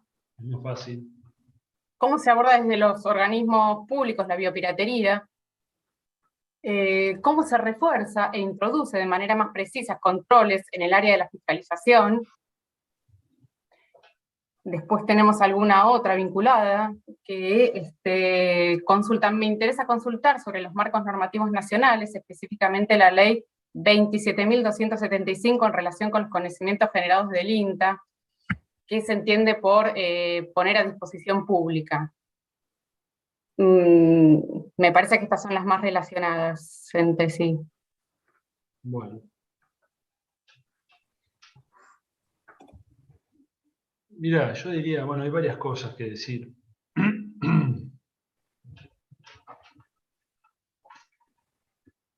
En relación con organismos públicos, fiscalización y demás, lo primero que diría tiene que ver con la necesidad de sabernos productores de conocimiento, y de conocimiento valioso, porque nuestras cabecitas, producto de cierta subestimación que incorporamos, ¿no?, colonizante de nuestra conciencia, ¿no?, tendemos a creer que somos el país de las vacas, el país de la materia prima, ¿no?, que somos primarios exportadores exclusivamente, e incluso cuando uno revisa la historia americana, lo que se enfatiza es particularmente lo que fue el saqueo de minerales y más adelante de productos agrícolas, ¿no?, con las plantations y demás. Un primer ejercicio entonces es sabernos productores de un conocimiento, y de un conocimiento que además tiene valor económico. Esto es lo primero. Y esto compete a las comunidades, compete a la sociedad en su conjunto, porque hay otras formas de explotación que acá no hemos charlado que tienen que ver con la utilización de conocimiento producido socialmente y que es apropiado de diferentes mecanismos, mediante plataformas digitales sobre todo, en este capitalismo de plataformas en el que estamos, y a los científicos y tecnólogos, que muchas veces, gratuitamente, felizmente, vamos detrás de los temas de moda, en nuestras agendas de investigación, publicamos nuestros conocimientos y nos desentendemos de qué sucede luego con ese conocimiento, ¿no? Parece que el conocimiento que producimos se justifica por sí mismo, que no es preciso explicar ni saber qué sucede después con eso. Y bueno, ya hay varios estudios que muestran cómo una parte sustantiva del conocimiento argentino está siendo industrializado fuera del país por compañías que utilizan esos conocimientos como parte de evidencias en sus patentes o como parte de sus procesos productivos, o directamente, en algunos casos, en el último estudio que publicamos, directamente está siendo incorporado en la patente como tal, ¿no? Sin autoría, sin titularidad del organismo público correspondiente. Por lo tanto, el primer punto, yo creo que lo primero, a la hora de discutir fiscalización, normas, organismos públicos, políticas públicas, es un cambio en nuestras cabezas de sabernos productores de un conocimiento valioso. Esto es lo primero. Romper esta imagen un poco vieja, desactualizada, de esta división del trabajo donde nosotros somos exportadores netos de materias primas y los conocimientos vienen del norte, ¿no? Esta es un poco la división del trabajo que nos quedó en la cabeza, ¿no? Luego, sobre esa base, cuando uno ve, por ejemplo, lo que sucede con comunidades indígenas, esto lo puede contar Viviana mejor, desde el momento que se reconocen productores de un conocimiento valioso, cambia toda la posición subjetiva de ese actor colectivo, ¿no? Porque ahora ya puede empezar a decir, no, bueno, yo quiero sentarme a negociar como actor colectivo, poseedor de un conocimiento valioso, y ahí cambia todo, ¿no? No quiere decir que la resultante final sea todo lo beneficiosa que podría ser, o, ¿bien? Eso ya corresponde a un conjunto de factores, ¿no? Bien, digo, la toma de conciencia no alcanza por sí mismo, eso estoy queriendo decir. Yo puedo tener conciencia como científico de que lo que hago tiene un valor, y aún así sigo publicándolo en las revistas mainstream de mi campo, porque es lo que la institución me demanda. ¿Me explico? La toma de conciencia no alcanza, pero es el primer paso.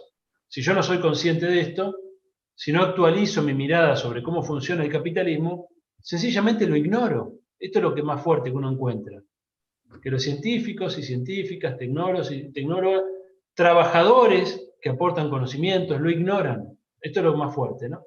No se creen capaces de producir un conocimiento. Entonces, a la toma de conciencia luego le sigue, por supuesto, la posibilidad de la organización de esos intereses colectivos, la posibilidad de discutir políticas públicas, regulaciones, y el paso siguiente y final es la implementación, la fiscalización. Vamos, ese círculo completo es el que hay que recorrer. Lo que sucede muchas veces es que nos vienen normas internacionales sobre protocolos que hemos firmado, y luego los actores en territorio, los actores en las instituciones, como no tuvieron ese cambio de conciencia, o no las aplican, o las desconocen, o quedan como principios normativos abstractos. No sé si soy claro, no quiero marearlos con esto, pero me parece que ese es un poco el paso, ¿no? Toma de conciencia, formación, discusión, entender cómo funciona la dinámica capitalista en el mundo de hoy, toma de conciencia. Insisto, no es solo lo tradicional. El conocimiento científico-tecnológico, en el caso de un país como Argentina, es sumamente importante. Segundo momento, el momento de la regulación, de la norma, del organismo que establece una política, del Estado que establece una política, y hay toda una lógica también de cómo se construye la norma, qué intereses entran en juego, hasta el entramado final de eso, ¿no? La letra, hasta la reglamentación, si ustedes quieren, que es lo último. Y el tercer momento es la implementación, la ejecución, la fiscalización, el ejercicio del Estado en el territorio, ¿no? Es decir, cuando eso se lleva adelante. Si nos salteamos esos pasos, lo que pasa es esto que les digo. Firmamos protocolos, tratados internacionales que muchas veces luego no tienen traducción en nuestras instituciones o en los territorios, ¿no? Y aparece esta contradictoriedad en los discursos que también vemos. Entonces aparece un discurso, porque internacionalmente se pone de moda hablar de lo indígena, y se pone de moda hablar de lo ambiental, y se pone de moda, y entonces adoptamos discursos, pero las prácticas quedan desacopladas de esos discursos. Esto ya lo decía Amílcar Herrera en los 70, ¿no? La política explícita cambia, pero la política implícita continúa siendo la misma. Por eso el cambio cultural es tan importante.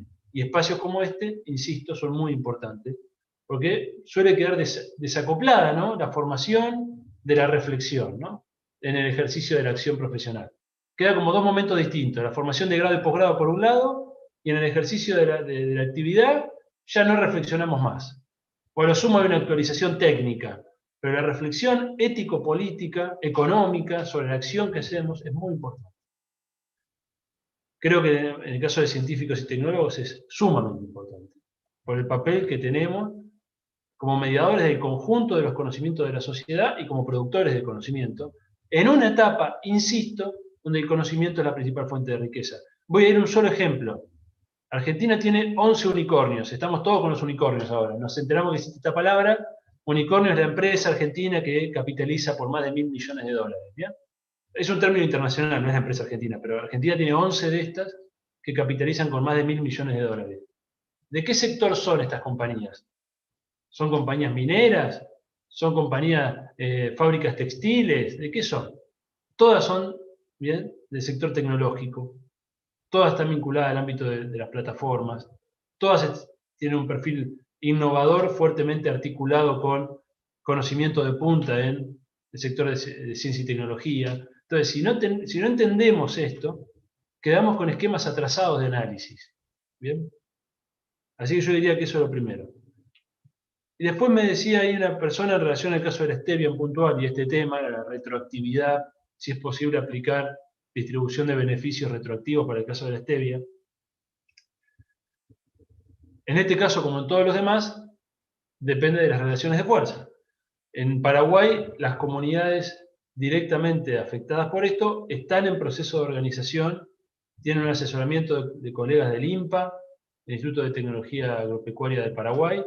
De hecho, fueron invitados a la charla de hoy como panelistas, después no pudieron asistir porque yo estoy en contacto con ellos. Y hay un proceso ahí de empezar a hacer un reclamo en este sentido. Si eso va a ser exitoso o no, depende de muchas variables. Hubo casos, hay un caso emblemático de una comunidad africana que le reclamó a Cargill y obtuvo el beneficio. Luego es una discusión, ¿no?, que es otra discusión que se abre de si esta es la respuesta, si esta es la solución.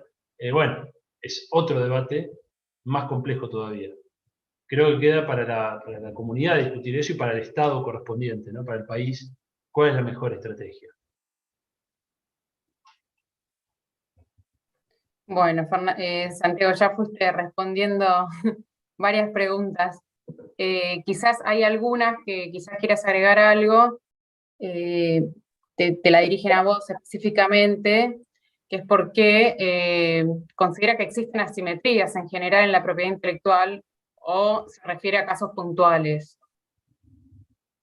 Sí, la vi. Miro abajo porque fui anotando las preguntas. Y vi también la ley de acceso a la información pública. Sí. Sí. La ley de acceso a la información pública, que es la 27.275, tiene excepciones en el capítulo 2, y en esas excepciones están los secretos industriales, científicos y tecnológicos que pueden hacer perder competitividad, bien en el marco de relaciones contractuales, etc. O sea que no aplica en este caso en tanto haya propiedad intelectual de por medio, quiero decir. De hecho, esto es lo que sucede, por ejemplo, con el conocimiento científico argentino que se publica en revistas internacionales y que luego tenemos que pagar para acceder a él, ¿no? El famoso paywall de las revistas internacionales que hay que pagar.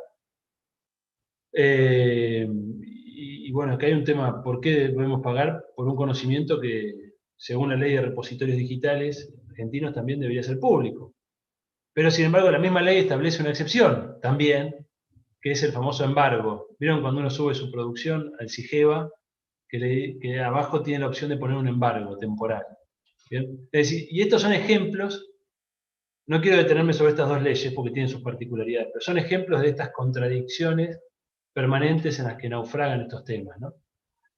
Por ejemplo, Argentina es pionero en la UNESCO, en el Comité Internacional de Acceso Abierto a la Ciencia, ¿no? La presidenta del Comité UNESCO es de Argentina, Fernanda Weige.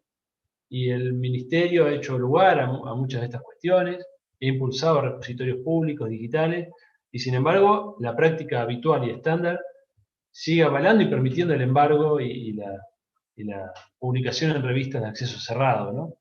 Entonces Argentina paga por la producción científica mediante salarios y subsidios, y luego paga para acceder a esa publicación científica del mismo científico. ¿Me explico?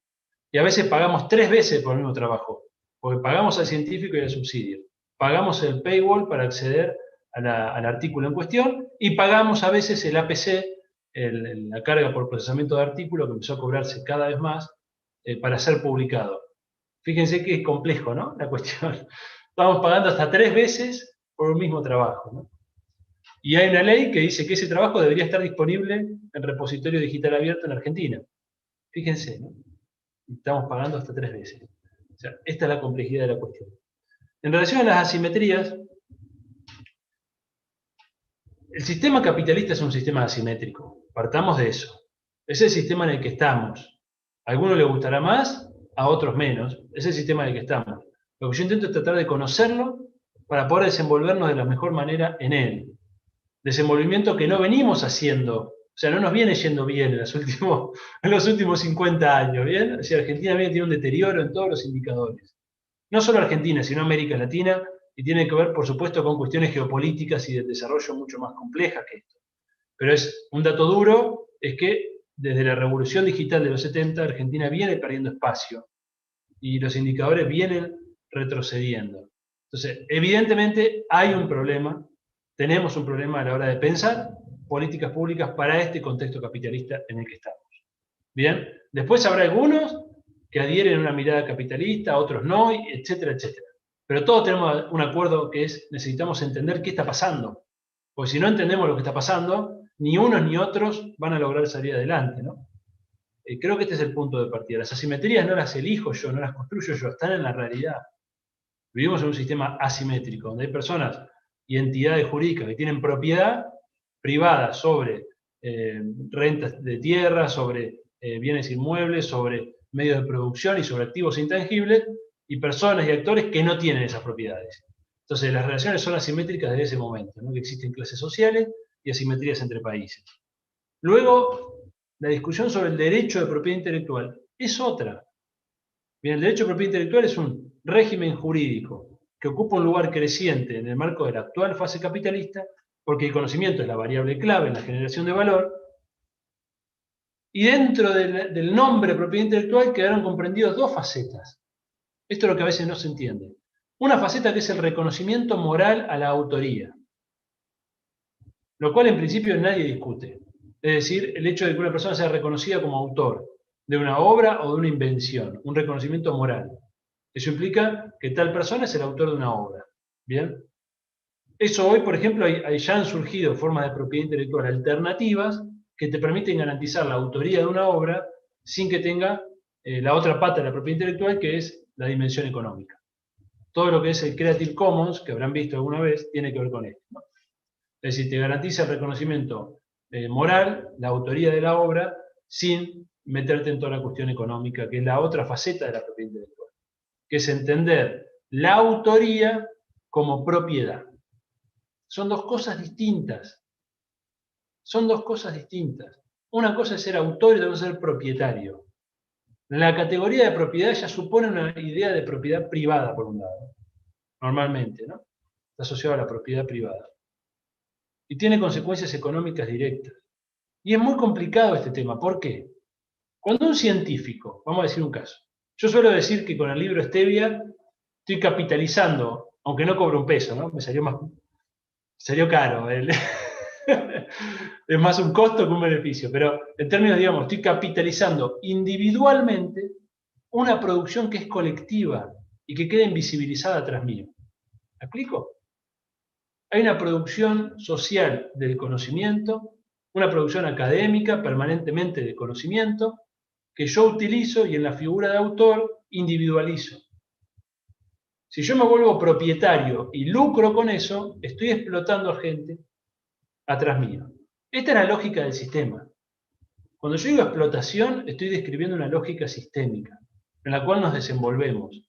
Cada vez que ofrecemos nuestra fuerza de trabajo y cobramos un salario, estamos siendo explotados. Esa es la lógica, así funciona, ¿no? Así funciona. No estoy descubriendo nada, esto ya está siendo estudiado hace 200 años. Bien, digo, si ustedes quieren, de acuerdo al punto de vista que cada uno tenga, sáquenle la carga valorativa a esto. Es una relación que existe en la realidad. La explotación supone relación asimétrica de intercambio voluntario. Esta es la definición básica y clásica. ¿Bien? Pero es asimétrica. No sé si respondo con esto. Es asimétrica. Después uno puede soñar con otro orden social o ver si existen otras formas de sociabilidad donde estas asimetrías no existan. Ese es otro debate. Hoy el marco es este y tenemos que pensar estrategias en este marco. Por supuesto, también se pueden pensar estrategias para transformar ese marco de acción. Pero es el marco en el que nos desenvolvemos. Perdón, lo último. Y no siempre entrar en una relación de explotación es algo indeseado para una persona. Muchas veces uno decide, bueno, ¿hago esto o no lo hago? Bueno, ¿cuánto me pagan? ¿Cuánto me pagan? Entonces, ahí estoy tomando una decisión respecto a si ingresar o no en una relación de explotación. ¿Se dan cuenta? Entonces, una comunidad indígena muchas veces hace lo mismo. Hace lo mismo. Este conocimiento, ¿no? Un poco Viviana lo decía en relación al debate que existe en relación a si colocar el conocimiento en el dominio público, sí o no. Es un debate válido, absolutamente válido. En este mismo sentido que uno puede decidir qué hacer con su fuerza de trabajo o su conocimiento, si lo vendo, sí, no, a cuánto. Es un debate que existe. Entonces, el marco de las asimetrías es el marco en el que se desenvuelve todo esto. Todo esto. ¿Bien? Y si quieren les tiro el último detalle para pincharles un poquito más y motivarlos un poquito más a la reflexión. En este mismo momento estamos siendo explotados por YouTube. Estamos trabajando para YouTube gratuitamente, usando los servicios. Es distinto el caso de Zoom, porque Zoom, ustedes contrataron un servicio, entonces hay un intercambio de equivalente, donde ustedes pagan por el valor de un servicio para esto que estamos haciendo. En cambio, YouTube lo usamos gratis, y parece que no tenemos ninguna relación comercial con YouTube. Sin embargo, estamos produciendo contenidos permanentemente, en base a los cuales YouTube monta todo su esquema de negocios y es una de las empresas más lucrativas del mundo. Esta es la explotación de conocimientos sociales, por ejemplo. ¿Bien? ¿Podría hacerse de otra manera? Por supuesto que sí.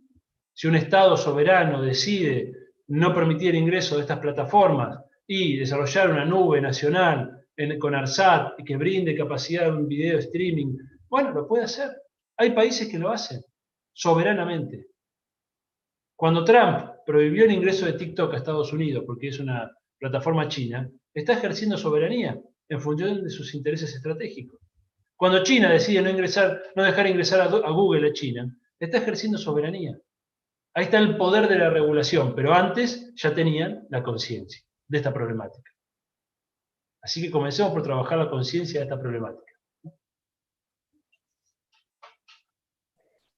Bueno, ahí volvió Viviana, así que vamos a poder retomar las preguntas para Viviana. Nos queda una, Santiago.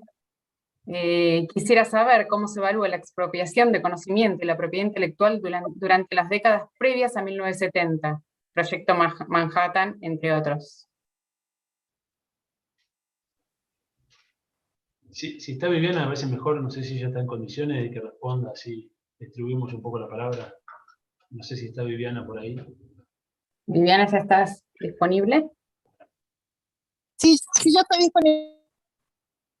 Bueno. ¿Me podrían repetir la pregunta, por favor? Sí, ahí está, se cortaba un poquito. Quisiera saber cómo se evalúa la expropiación de conocimiento y la propiedad intelectual durante las décadas previas a 1970, Proyecto Manhattan, entre otros. No tengo conocimiento del Proyecto Manhattan, pero bueno, en 1970 es donde más empezó el auge de la propiedad intelectual, ¿no? Me parece hasta hoy llegar. Sí, creo que es para más para vos.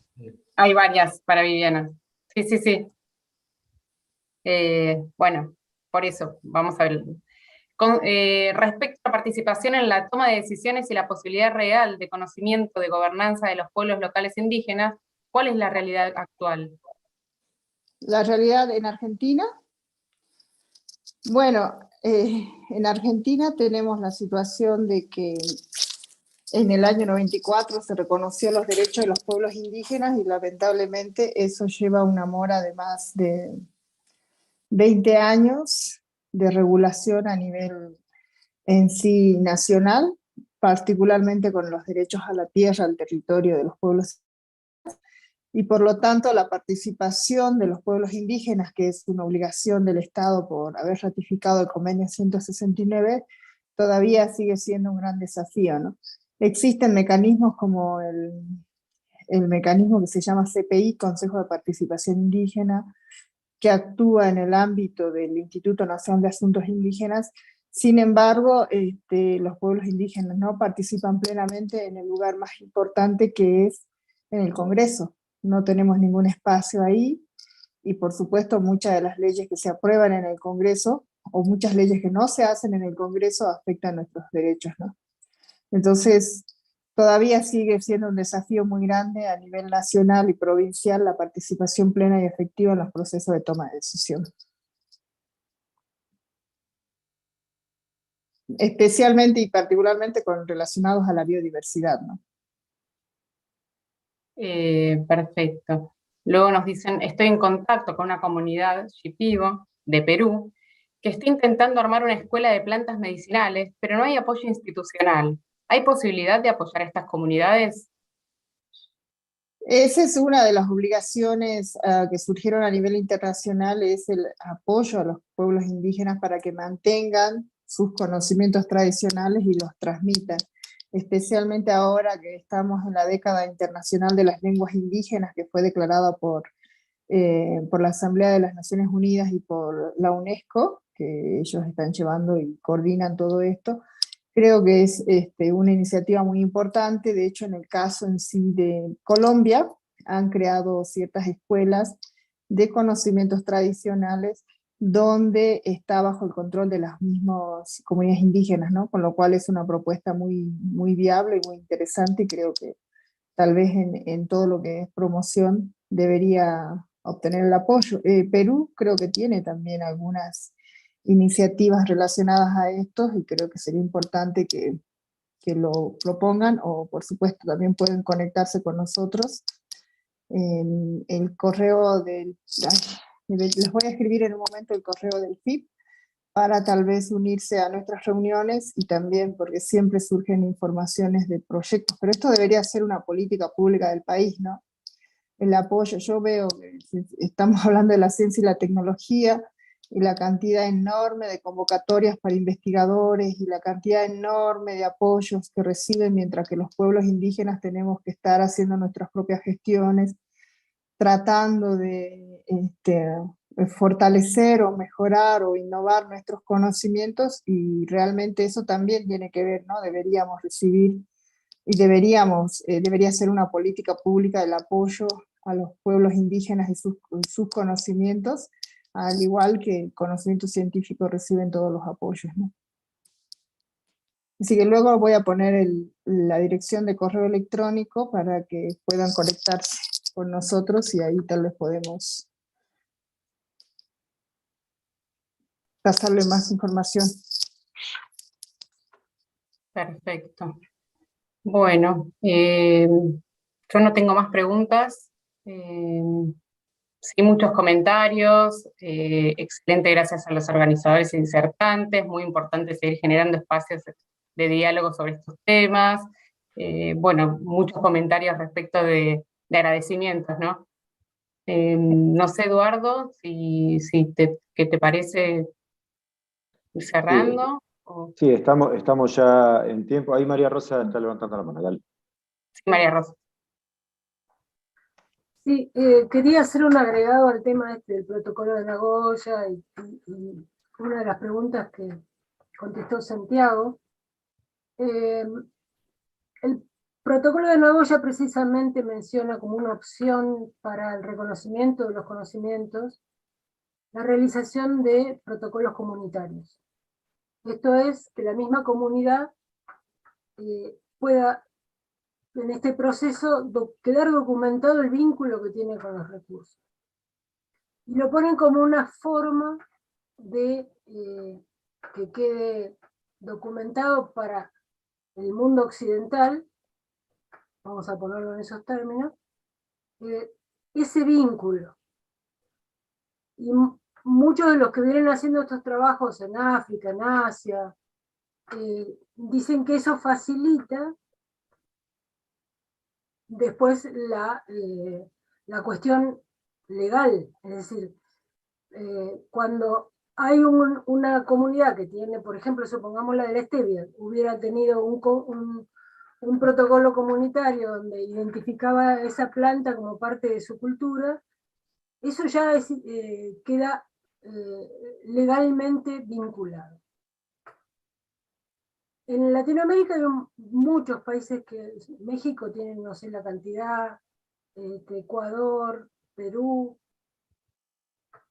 nosotros no tenemos ninguno, salvo uno que se hizo en función de pueblos que viven en el norte, en el NOA, arriba de los salares.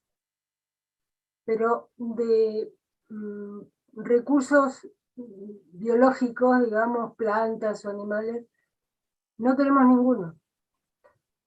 Esa sería una herramienta que está internacionalmente considerada como positiva para poder generar ese vínculo y esa toma de conciencia. Me parece que el país, en eso tendríamos que avanzar, y eso sería una acción que institucionalmente podemos hacer y que podemos probar a ver si eso realmente sirve como protección. Me parece que este punto que lo toca el protocolo de Nagoya, no lo hemos explorado, no hemos realizado esfuerzos en ese sentido, y creo que nos da una posibilidad de hacer algo más. Gracias.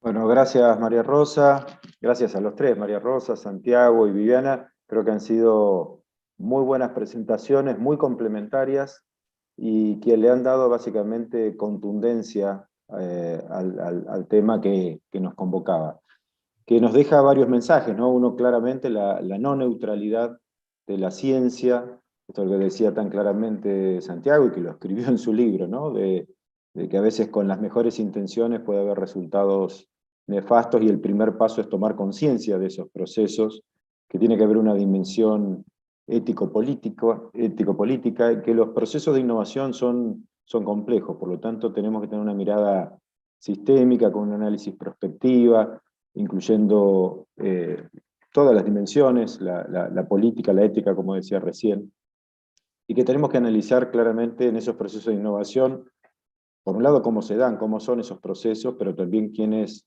se benefician, cómo es la distribución de la torta, de los beneficios. Y esto nos interpela de forma directa a nosotros, como parte de los organismos de ciencia y tecnología, que tenemos que analizar para quiénes trabajamos, consciente o inconscientemente, pero el primer paso es tomar conciencia, de tener la voluntad de tomar conciencia. A veces podemos ser ignorantes voluntarios, es mejor no pensar, no tomar demasiada conciencia, porque es más fácil trabajar en ese paradigma de la neutralidad de la ciencia y la tecnología. Nosotros planteamos como propuesta epistemológica, incluso dentro del programa que me toca coordinar, el diálogo de saberes como parte de la propuesta, pero bueno, esto requiere una profundización de entre quiénes se da ese diálogo, las asimetrías que planteaba Santiago, y fundamentalmente quién se beneficia de esos diálogos. Así que bueno, creo que nos deja, como era la propuesta al inicio, nos deja muchas más preguntas que respuestas. En lo personal quiero felicitar también a los organizadores, a quienes tomaron la iniciativa, que es la DNA de I+D, del INTA, como inicio de este proceso, que espero que tengamos muchas más charlas que estimulen estos debates. Estamos en un momento de transición hacia una nueva cartera, así que eso creo que es un momento también muy propicio en ese sentido para tener un espíritu crítico tanto en lo que hacemos como en lo que planificamos y queremos hacer. Y espero que sea solamente el inicio de estos diálogos. Yo no los conocía a Santiago y a Viviana, me quedé con un montón de preguntas también en lo personal que espero que podamos continuar.